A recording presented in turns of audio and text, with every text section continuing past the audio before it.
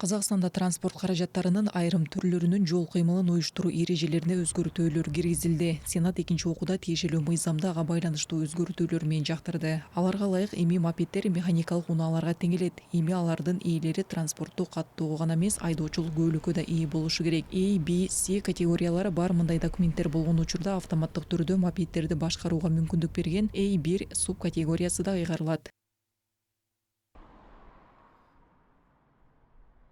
Каралып жаткан мыйзам жол кыймылын уюштуруу маселелери боюнча мыйзамдарды өркүндөтүүгө багытталган жол кыймылынын коопсуздугун камсыз кылуу боюнча президент тарабынан коюлган милдеттерди олуттуу чечүүгө мүмкүндүк берет деп эсептейм. Негизги мыйзам 3 мыйзам актысына, анын ичинде Казакстан Республикасынын кылмыш жаза кодексине жана Казакстан Республикасынын жол кыймылы жөнүндө жана уруксаттар жана билдирүүлөр жөнүндө мыйзамдарына өзгөртүүлөрдү жана толуктоолорду киргизүүнү карайт. Мындан тышкары депутаттын айтымында республикалык жана эл аралык маанидеги трассаларда орточо ылдамдык түшүнүгү киргизилет. Ал автоматтык түрдө приборлор болуп эсептелет. Бул жаңылык айдоочулардын белгиленген ылдамдыкты сактоосун контролдоонун кошумча каражаты катары кызмат кылат.